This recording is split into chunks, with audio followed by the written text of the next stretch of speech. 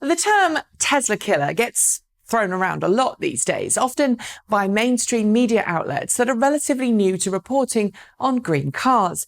Applied to pretty much any new electric vehicle promised by a mainstream automaker, the term seems to imply that while Tesla may be the king of the electric car world right now, it will be crushed into insignificance when mainstream automakers decide to build their own electric cars.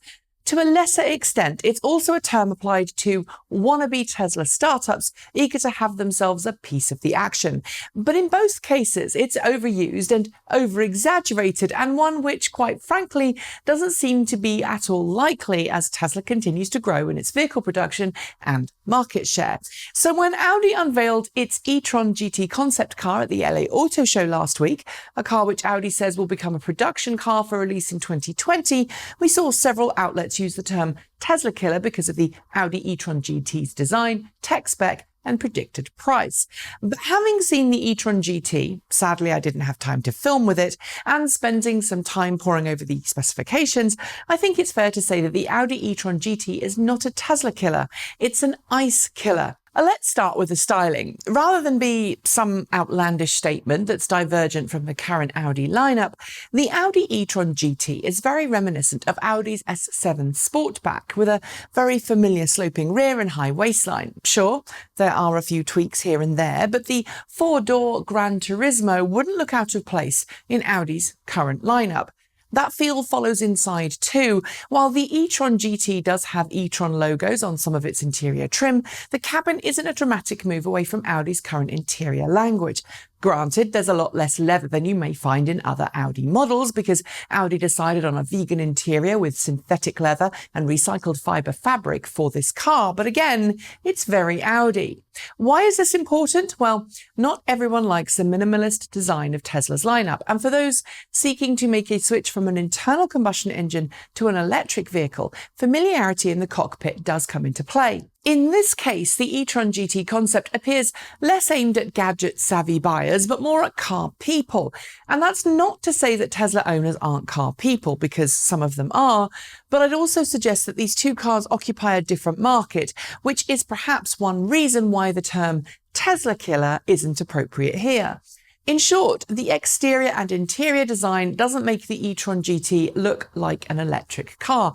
It makes it look like any other Audi, which I'm sure will appeal to many current Audi drivers. The specs then, well, there's plenty of power, 434 kilowatts from the same four-wheel drivetrain found in the Porsche Taycan, and that's because the Audi e-Tron GT is built on the same J1 platform as its Porsche sibling. That means it also gets a 95 kilowatt-hour battery pack, a range in excess of 400 kilometers, that's 248 miles on the WLTP test cycle when new, and a 0 to 100 kph, 0 to 62 miles per hour time of 3.5 seconds, with the top speed limited to 240 kilometers per hour, that's 150 miles per hour, in order to maximize range. Those specs alone will get a petrolhead's attention.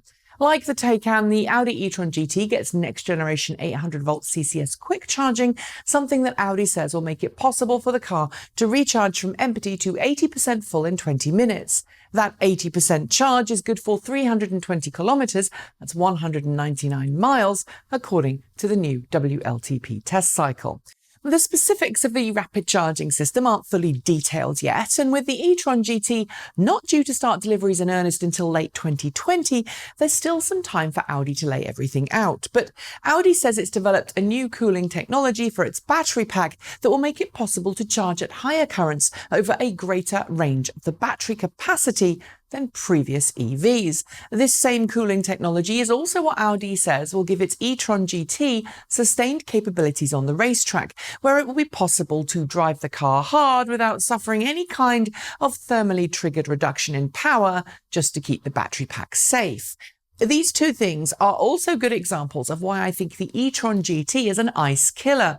The first, of course, is super important because one of the criticisms of electric cars is that they take too long to refuel. While the e-Tron GT's 20-minute rapid charging time isn't quite down to filling up with gas, it's far better than the charge times offered by some other quick charging EVs out there. And the sustained performance? Well, again, that's going to be a draw for performance fans who like to take their cars on track days. Keeping your car cool and performing at its best is the key to a great track experience. An overheating car that's power restricting, well, that's not cool. In addition to this next generation superfast charging, presumably Audi e-Tron GT customers will make use of the same high-power charging stations as those for the Porsche Taycan.